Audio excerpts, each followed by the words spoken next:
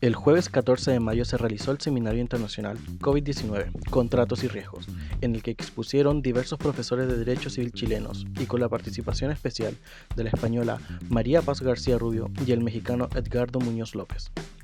María Paz García Rubio, de la Universidad de Santiago de Compostela, expuso sobre contratos y medidas de protección en la Unión Europea ante la crisis del COVID-19 y en especial abordó las acciones concretas tomadas por ciertos países. Que la Unión Europea en materia de contratos hasta ahora poco o nada ha dicho. Más bien en los países europeos, en los ordenamientos jurídicos internos de los países europeos. Ahora estamos hablando de contratos que se celebraron antes del coronavirus y antes de que fuera previsible que el coronavirus representara lo que ha representado. El profesor de la Universidad Panamericana, Edgardo Muñoz López, se refirió al caso de México como el fiel bastión del Pacta Sunt Servanda, aclarando que la teoría de la imprevisión no fue considerada en México, sino que solamente los casos de fuerza mayor y el caso fortuito, que están plasmados en los códigos de comercio civiles de carácter federal. Muñoz aclaró que 17 de los 32 estados han evolucionado sus códigos civiles estatales y han logrado dejar la imprevisión resguardada. Mientras que en los casos de fuerza mayor, el remedio principal en México es la resolución del contrato o la no exigibilidad del cumplimiento específico durante el tiempo que la fuerza mayor o la imposibilidad continúe. En la excesiva onerosidad se tiene la posibilidad de referir a las partes a la negociación para rebalancear las obligaciones, o el juez puede intervenir para modificar las obligaciones de las partes. Tras una ronda de preguntas, el seminario dio paso a la primera mesa de expositores, quienes abordaron desde distintas perspectivas el COVID-19 y el caso fortuito. La profesora y decana de la Escuela de Derecho de la Universidad Católica de Valparaíso, María Graciela Brandt, inició su presentación refiriéndose a la rigidez del sistema chileno con respecto al caso fortuito, para luego destacar los aspectos que empiezan a plantear en este terreno. En mi opinión, son dos los aspectos que resultan de mayor relevancia de cara a los problemas que indudablemente empiezan a plantearse en este terreno. El primero de ellos refiere al análisis necesario para afirmar la irresistibilidad como el tercer requisito para la configuración del caso fortuito.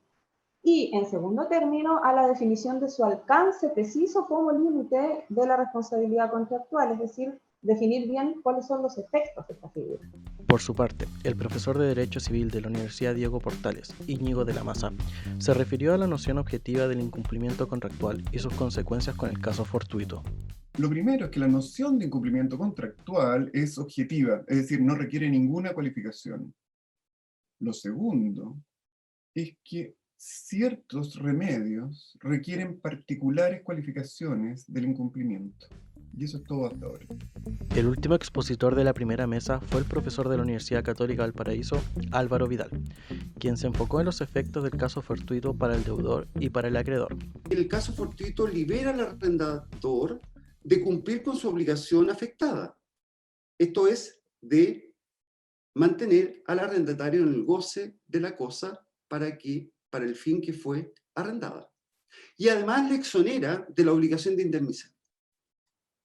Por lo que toca al arrendatario, afectado por tal incumplimiento, bueno, estimamos que éste podrá resolver el contrato si el incumplimiento es grave, y si no lo es, o el arrendatario prefiere persistir en el contrato, podrá emplear la excepción de contrato no cumplido para liberarse del pago de las rentas por el tiempo en que se ve impedido de usar la cosa.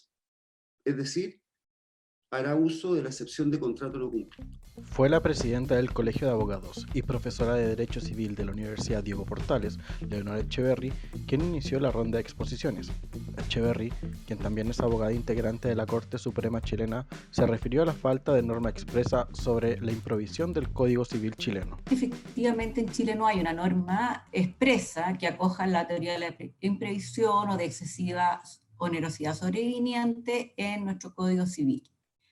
Y tenemos una larga discusión doctrinaria sobre la conveniencia de que se legisle en forma expresa.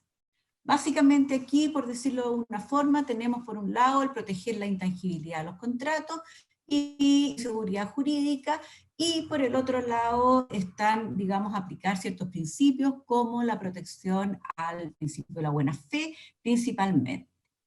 Ahora, sin embargo, lo que está claro es que la mayoría entiende que actualmente sería posible aplicarla a través de estos principios generales del derecho. La segunda exposición estuvo a cargo del profesor de la Universidad Católica de Valparaíso, Rodrigo Momberg, quien se explayó sobre las dudas de si la teoría de la imprevisión contractual puede o no ser alegada por contratantes afectados por la emergencia sanitaria y sus efectos. Tener cuidado en caer en una especie de populismo jurídico, ¿no es cierto?, que pueda traer como consecuencia abusos y peligros para la seguridad y certeza que se requieren en las transacciones civiles y comerciales.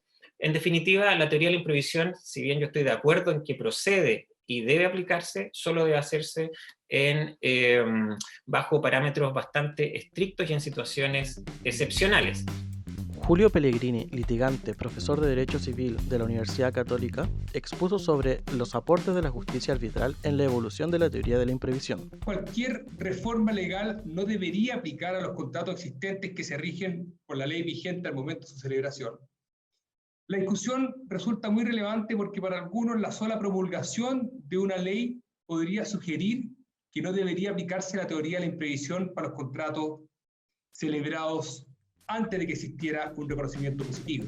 Cerró la mesa y dio fin a las ponencias Carlos Pizarro Wilson, profesor de Derecho Civil de la Universidad Diego Portales, quien se refirió a las circunstancias sobrevinientes que puedan afectar a la ejecución del contrato, concepto en los que se ven involucrados la imposibilidad para cumplir las obligaciones como el agravante en la ejecución de las obligaciones. Por lo menos entonces la jurisprudencia, la fuerza mayor no ha sido un mecanismo eficaz para resolver problemas en el ámbito contractual, a pesar que la doctrina ha avanzado ya desde hace bastantes años en la idea de relativizar la fuerza mayor a través de introducir el elemento de la diligencia como estándar para efectos de evaluar tanto el requisito de la imprevisibilidad como de la irresistibilidad.